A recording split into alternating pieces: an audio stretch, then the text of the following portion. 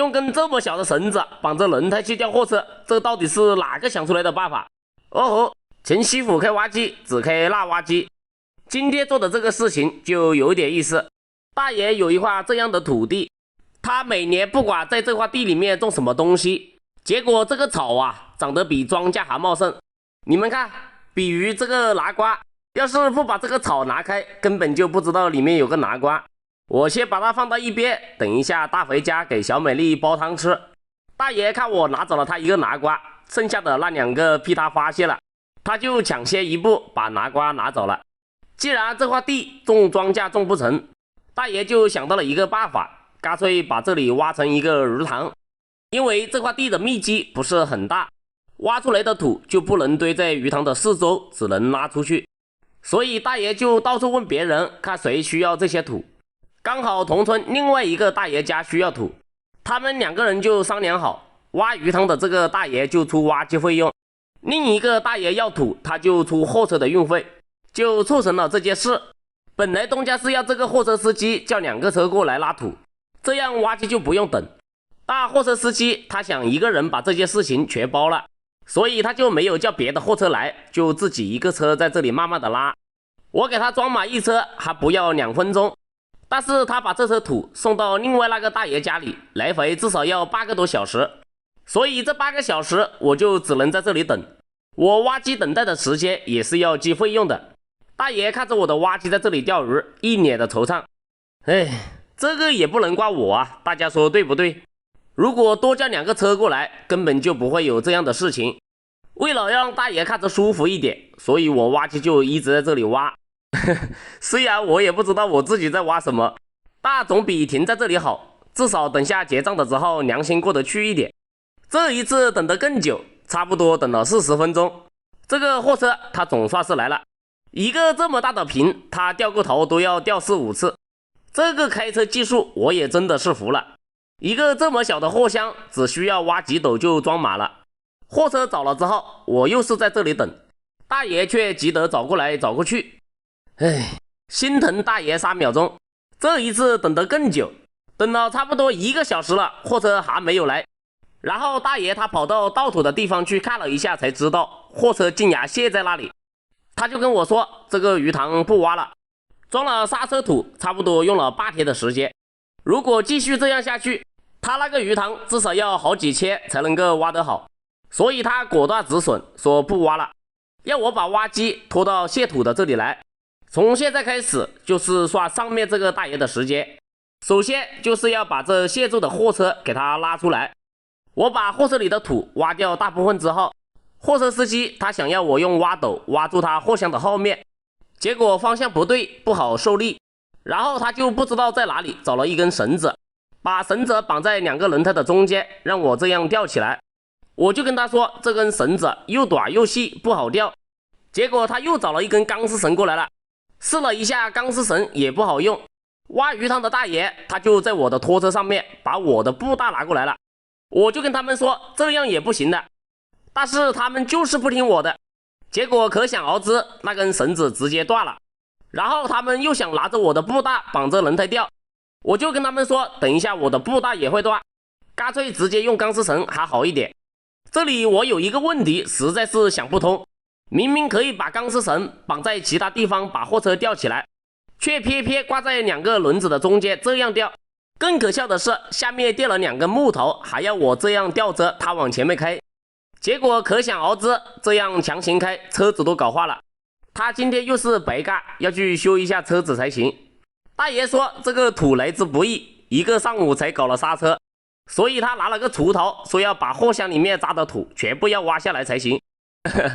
今天真的是太搞笑了。货车司机走了之后，接下来我就要把拉过来的土整平才行。这土的下面是一个地下室，东家要在上面填1米高的土拿来种庄稼。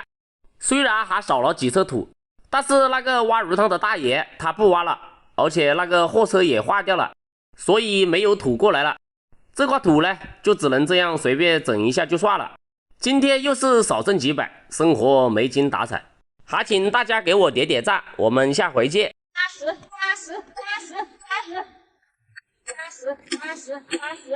哦吼，陈师傅开挖机，只开辣挖机。这是我开挖机以来第一次到城里小区干活。这个业务是一个同行粉丝给我介绍的，因为他的挖机是一台大挖机。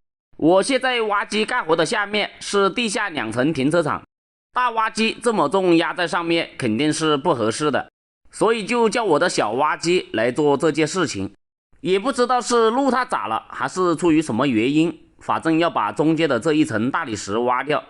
既然这个大挖机他今天给我介绍了活，而他自己的挖机又没有做事，所以为了报答他，我就请他帮我替爸今天开一天挖机。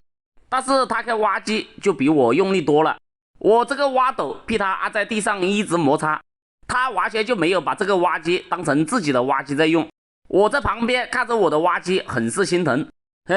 等一下还是我来挖吧，因为我的挖机斗齿太尖了，挖这种大理石就有点不好挖，所以我就叫徒弟给我去长沙买了2个新斗齿过来。师傅，我来了，斗齿来了。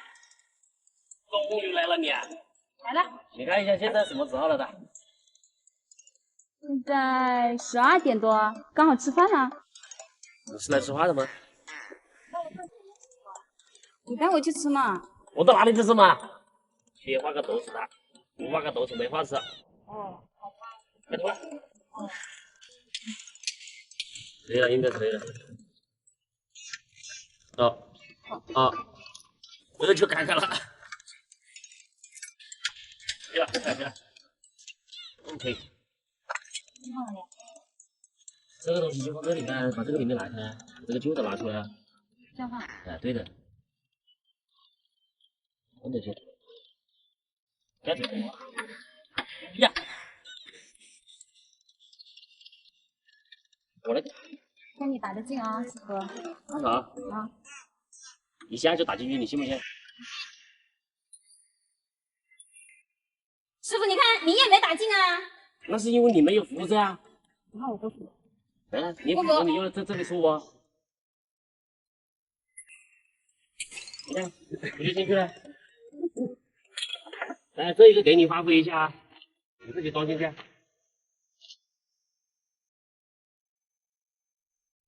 用力敲，直接不要用那根杆子，直接敲。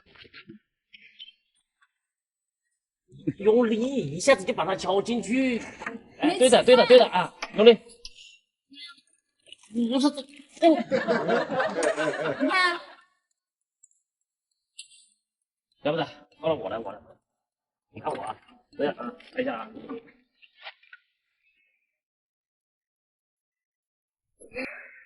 啊，我知道了，原来是姿势不对。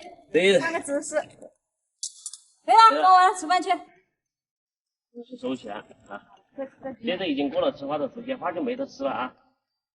放上了这2个平的斗齿，一下子就好挖很多了。因为这个小区距离城里比较远，中午我和徒弟都没有吃饭，一直饿着肚子在这里干活。这个事情看着多又不多，少又不少，就是有点耽误时间。把所有大理石全部挖掉之后，施工员就叫了一个货车过来，让我把这些大理石全部装到货车上拉出去。